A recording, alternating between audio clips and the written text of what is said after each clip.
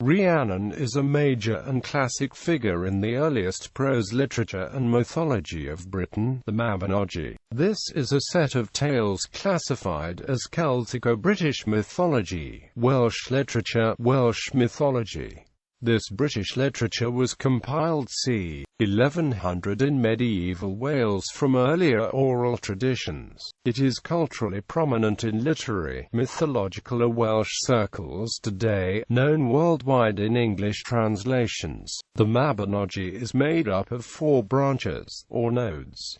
It is published on its own but also forms part of a larger collection known as the Mabinogion. The Mabinogion is a name based on an old medieval scribal error in the original manuscripts. Rhiannon features prominently in these earliest British prose texts which survive in 3 medieval manuscripts. The oldest complete version of the Mabinogi is in Llyfr Gwyn. There is also a fragmentary manuscript known as Peniarth 6 which includes a little of Rhiannon's story. Both these manuscripts are now held at NLW, a manuscript now held at Jesus College, Oxford. Rhiannon's tales are retold today in countless publications as well as plays, film, storytelling and other arts. Rhiannon's original story is mainly in the first branch of the Mabinogi, with more in the third branch. She is a strong-minded otherworld woman who chooses Pwyll, Prince of Dyfed, as her consort, in preference to another man to whom she has already been betrothed. Rhiannon is highly intelligent, politically strategic, and famed for her wealth and generosity. The son is the hero Pryderi, who later inherits the lordship of Dyfed. Rhiannon as a mother endures tragedy when her newborn child is abducted, and she is accused of infanticide. As a widow she marries Manawydan of the British royal family, and has further adventures involving enchantments. Like some other figures of British, Welsh literary tradition, Rhiannon may be a reflex of an earlier Celtic deity. Her name appears to derive from the reconstructed Brittonic from *Rhigantona, a derivative of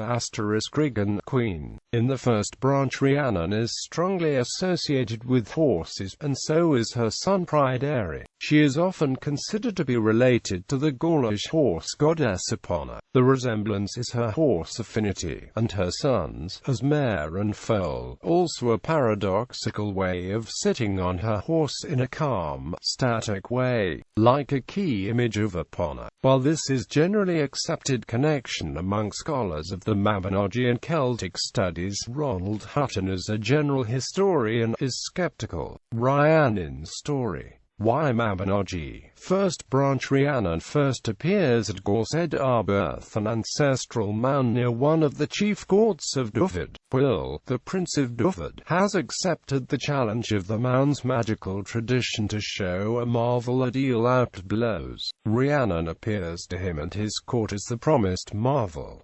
She is a beautiful woman arrayed in gold silk brocade, riding a shining white horse. Pwyll sends his best horsemen after her 2 days running, but she always remains ahead of them, though her horse never does more than amble. On the 3rd day he finally follows her himself and does no better, until he finally appeals to her to stop for him. Rhiannon characteristically rebukes him for not considering his horse before, then explains she has sought him out to marry him, in preference to her current betrothed Gwawl Clud. Pwyll gladly agrees, but at the wedding feast at her father's court, an unknown man requests Pwyll grant a request, which he does without asking what it is.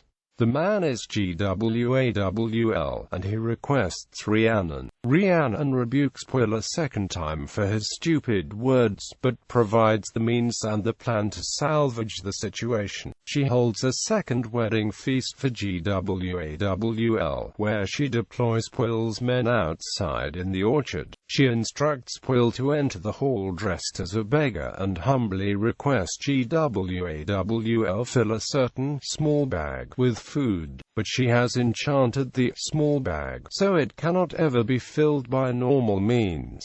Gwawl is persuaded to step in it to control its magic, which means Pwyll can trap him in it. Pwyll's men rush in and surround the hall, then beat and kick Gwawl as the badger in the bag game. To save his life, Gwawl is forced to relinquish Rhiannon completely, and also his revenge. Rhiannon marries Pwyll, then journeys to Dyfed as its queen. After a happy 2 years, Pwyll comes under pressure from his nobles to provide an heir. He refuses to set Rhiannon aside as barren, and in the 3rd year the son is born. However, on the night of his birth, the newborn disappears while in the care of Rhiannon's 6 sleepy maids. Terrified of being put to death, the women kill a puppy and smear its blood on Rhiannon's sleeping face. In the morning they accuse her of infanticide and cannibalism. Rhiannon takes counsel with her own advisors, and offers to undergo a penance. Pwyll is again urged to set her aside, but refuses, and sets her penance instead. She must sit every day by the gate of the castle at the horse block, to tell her story to travelers. She must also offer to carry them on her back as a beast of burden, though few accept this. However, as the end of the story shows, Pwyll maintains her state as his queen, as she still sits at his side in the hall at feasting time. The newborn child is discovered by Tenan, the lord of Gwent is co-ed. He is a horse lord whose fine mare foals every May, but the foals go missing each year. He takes the mare into his house and sits vigil with her. After her foal is born, he sees a monstrous claw trying to take the newborn foal through the window, so he slashes at the monster with his sword. Rushing outside, he finds the monster gone, and a human baby left by the door. He and his wife claim the boy as their own, naming him Gwawl, for all the hair on his head was as yellow as gold. The child grows at a superhuman pace with a great affinity for horses. Tenan, who once served Pwyll as a courtier, recognizes the boy's resemblance to his father. As an honorable man, he returns the boy to the Dyfed royal house. Reunited with Rhiannon, the child is formally named in the traditional way via his mother's first direct words to him. Pride area wordplay on delivered and worry, care or loss. Quote, in due course Pwyll dies, and Pryderi rules Dyfed, marrying Sigfur of Gloucester, and amalgamating the 7 cantrefs of Morgannwg to his kingdom. Mabinogi, 3rd branch. Pryderi returns from the disastrous Irish Wars as one of the only 7 survivors. Manawydan is another survivor, and his good comrade and friend. They perform their duty of burying the dead King of Britain's head in London to protect Britain from invasion. But in the long time away, the kingship of Britain has been usurped by Manawydan's nephew Caswallon. Manawydan declines to make more war to reclaim his rights. Pryderi recompenses him generously by giving him the use of the land of Dyfed, though he retains the sovereignty. Pryderi also arranges a marriage between the widowed Rhiannon and Manawydan, who take to each other with affection and respect. Pryderi is careful to pay homage for Dyfed to the usurper Caswallon to avert his hostility. Manawydan now becomes the lead character in the 3rd branch, and it is commonly named after him. With Rhiannon, Pryderi and Sigfur, he sits on the Gorsedd Arberth as Pwyll had once done.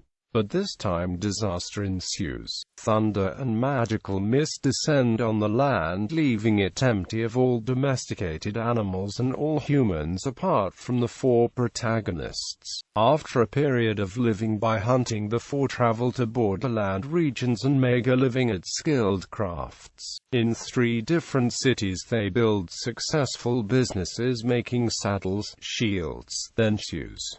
but vicious competition puts their lives at risk. Rather than fight as Pryderi wishes, Manawydan opts to quietly move on. Returning to Dyfed, Manawydan and Pryderi go hunting and follow a magical white boar to a newly built tower. Against Manawydan's advice, Pryderi enters it to fetch his hounds.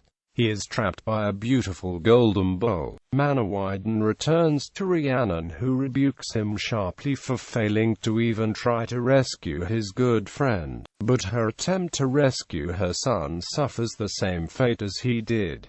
In their blanket of mist, Rhiannon, Pryderi and the tower vanish. Manawydan eventually redeems himself by achieving restitution for Rhiannon, Pryderi, and the land of Dyfed. This involves a quasi-comical set of magical negotiations about a pregnant mouse. The magician Clwyd ap Kilcoed is forced to release both land and family from his enchantments, and never attack Dyfed again. His motive is revealed as vengeance for his friend Gwawl, Rhiannon's rejected suitor. All ends happily with the family reunited, and Dyfed restored. Interpretation as a goddess.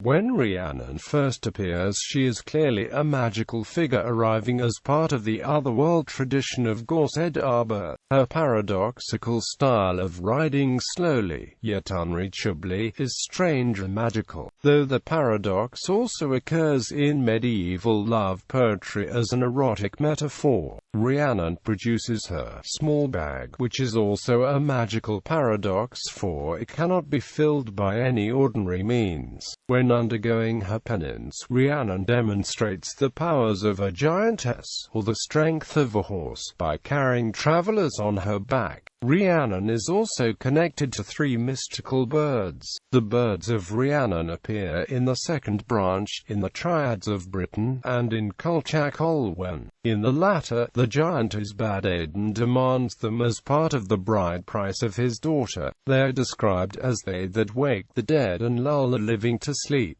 All this suggests Rhiannon as an earlier goddess of Celtic polytheism. W. J. Grufford's book Rhiannon was an attempt to reconstruct the original story. It is mainly focused on the relationship between the males in the story, and rearranges the story elements too liberally for other scholars' preference, though his research is otherwise detailed and helpful. Patrick Ford suggests that the third branch preserves the detritus of a myth wherein the sea god mated with the horse goddess. Quote, he suggests the mythic significance may well have been understood in a general way by an 11th century audience. Similar euhemerisms of pre-Christian deities can be found in other medieval Celtic literature. When Christian scribes and redactors reworked older deities as more acceptable giants, heroes or saints, in the Tainbo Quailm, Matcha and the Morrigan similarly appear as larger-than-life figures, yet never described as goddesses. Proenches McCanna's position is that reincarnates the goddess of sovereignty who, in taking to her as spouse,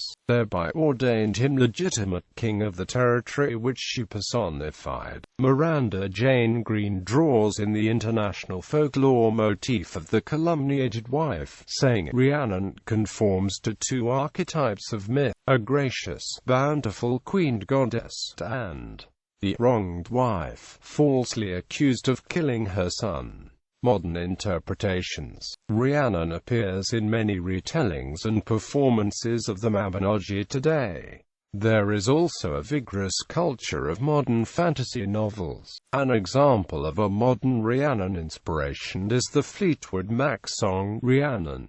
Stevie Nicks was inspired to create the song after reading Triad, a novel of the supernatural, a novel by Mary Bartlett Leader. There is mention of the Welsh legend in the novel, but the Rhiannon in the novel bears little resemblance to her original Welsh namesake. Nevertheless, despite having little accurate knowledge of the original Rhiannon, Nick's song does not conflict with the canon, and quickly became a musical legend.